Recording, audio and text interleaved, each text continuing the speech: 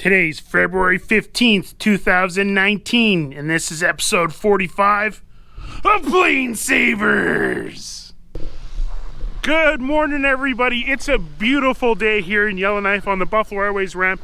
It is minus 26 degrees Celsius, which is minus 11 degrees Fahrenheit, but there's zero wind. If you look, I don't know if you can see it, at the windsock, there's zero wind. So that sun is just beautiful. Couldn't be better. I'm so happy. Yesterday was such a fun episode. Okay, so today's theme of the episode is restorations. I'm going to feature a couple people that have restored airplanes, and we're going to go see them through the magic of video. But first, I want to tackle, we have a scare out of Montreal, an update for our D-Day airplane DTT. There was a big snowstorm and windstorm in Montreal, and there's some damage on the airplane. So let's go to that now, and I can show you the scare that we got through an email. Hello, Mikey. I went to the St. Hubert Air Base to look at your DC-3. I got a closer look at it, and here's a few shots after a snowstorm. I noticed some damage under the right wing. Dave. So if you look closely, there's actually a physical piece hanging off the airplane. This could be bad. Is this the aileron or is this the wingtip? Luckily, our man on the ground, Benoit, checked it out for us, and here's his report. The aircraft is fine, just a piece of the aileron that was torn down by the wing. Everything else is okay. I'll send more photos when I get back home. And so, folks, it was just a minor thing. But yeah, a little bit of a scare, but thanks for Benoit to being there. And this is the kind of stuff you got to deal with if you leave an airplane out in the elements. And we're lucky to have Benoit ready to help at the moment's notice if there's another emergency. So thank you, Benoit. And let's head back to Yellowknife. Hey, folks. Oh, we got Stella and Dottie the cat. How's Dottie doing? Dottie says hello. She's been sick. So Stella, we had a pretty good episode yesterday. Yes. And how'd you like the tower thing? I loved it. I wouldn't go back there. So yesterday, at the very end of the episode, we had just a fun trivia contest. Stella's been helping me out, checking all the emails down at planesavers@gmail.com. So Stella, how many correct answers did we get? 3 correct answers. So we got 3 correct answers. Now, it was a little bit of a kind of a trick question, I guess. The first answer was Chili's. That was the only restaurant we filmed at, and that was episode 3. Now, the second question was, what was the date that LFR landed back in Canada? And so on episode, what episode was that, 30? 20. On episode 20, we actually go and get the logbook of the pilot who flew LFR and landed in Canada for the first time after World War II. And that was June 25th, 1946. 1946. So those are the 2 answers. So the winner's being notified, and the 2 runners-up have been notified as well. I'm going to send them a little extra something too. So let's head over to Indiana, where we're going to see how a PlaneSavers fan did a restoration on Super Cub. So let's check this out. Hey Mikey, this is Mark from Warsaw, Indiana. It was 12 degrees this morning, 12 degrees Fahrenheit. That's like pretty easy day for you. And in fact, I want to thank you because watching you survive up there in your bitter cold made it pretty darn easy for me to get through that little cold snap we had. Plus, I want to thank you for what you're doing with PlaneSavers. It's just awesome. Really love what you're doing, and I consider myself to be a PlaneSaver. And in fact, I got some stuff I want to show you here in a minute. But also, I want to show you right on the other side of this door here. I've got, hey, there's an airplane. This here is a J3 Cub Fuselage. This is actually a spray booth, small spray booth in my garage at home. Got some things I got to fix here and a lot of work. But I recently did a Super Cub, and I want to show you a bunch of pictures. You and your viewers, see what you think of that.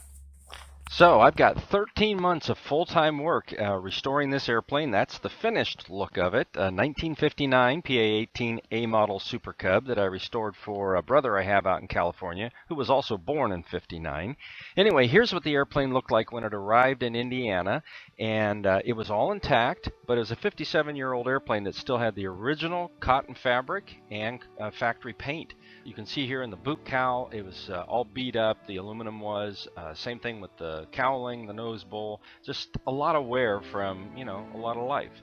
So I hoisted the airplane up into a small workspace that I had to use, about pulling everything off of the airplane, the fabric, everything out of that fuselage, eventually getting it down to just a skeleton of tubing. And at that point, I did a bunch of STC modifications, like this enlarged baggage door and a 2-position rear seat, even added some float fittings so that floats could be put on the airplane in the future. Then I went ahead and sandblasted the fuselage, a primer on it, and an all-new firewall. And then it was on to pulling that fabric off the wings. This is the original markings from the factory worker on January 2nd, 1959, and it's marked as a PA-18A model. I made some new leading edges for the wings out of aluminum, of course, and put new wood wingtip bows on. I work alone, so covering the wings is a problem when you have to flip them over all the time. So I hung the wings with the leading edge down and did all the work with the wings hanging in this one position, and it worked out fantastic. Here's another view with more of the fabric going on. Interior got completely redone, all new floorboard. Here's the fabric going on the fuselage. Fabric is shrunk, the interior is pretty well done, and everything's basically ready to start the spraying process. Do some Daytona white for the base coats, so there goes the layer of red paint on it. And then the fun part comes when you pull all that off and you can see what things look like. And wow, it looked fantastic. I was really happy with the look of everything.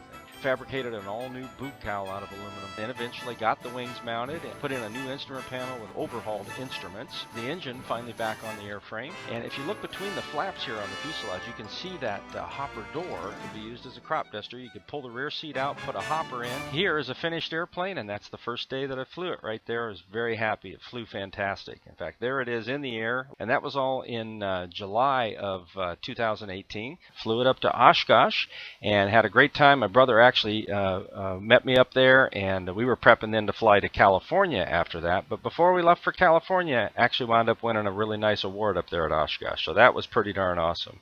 So there she is, a 1959 PA-18A model, looking like new, and what a fantastic project. So cool to be a plane saver. So I wanted to say thanks again, Mikey, for what you're doing with PlaneSavers. I think it's awesome, and I'm thrilled to be a fan. Thank you, Mart. That looked amazing. That Super Cub was very cool. You did an amazing job restoring that. Now let's go visit Dennis, who's at a museum in London, Ontario. Let's go check it out. Hi, Mikey. This is Dennis at the Jet Aircraft Museum in London, Ontario, Canada. I'm the volunteer webmaster. I'm very much enjoying the PlaneSavers videos and thought I'd quickly share with you some of the planes being restored here at JAM. This is the actual cockpit mock-up made by de Havilland during their development of the Dash 8. And this is the Red Knight, a CT-133 that we take and fly at air shows. This is one of 2 modern flight simulators at the museum. And we also have a Link Trainer flight sim from World War II.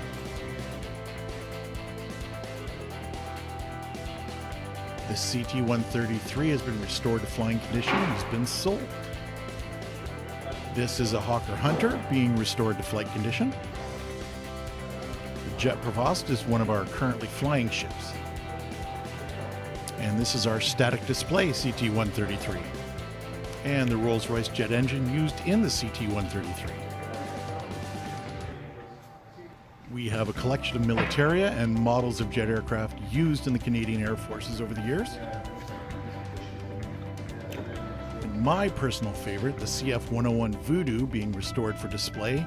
This very aircraft is the last to fly in active service for the Canadian military. Again, thanks so much for sharing your C-47 DC-3 restorations on YouTube. Keep up the great work, and I look forward to every episode. So folks, hope you liked that trip down to Indiana and going to see Dennis at the Jet Museum. We got to be on the good side of the jet, guys, because if we get a CF-104, we're going to probably be down in London, Ontario, asking for help. So it's Friday afternoon. One thing I want to get caught up on is I got a whole bunch of boxes here that people have sent me. Kind of pre-opened everything. I haven't looked inside of anything yet. Let's start off with this one right here. When you're opening boxes, you know, sometimes you cut into things. Look at this, custom DC-3, very, very cool.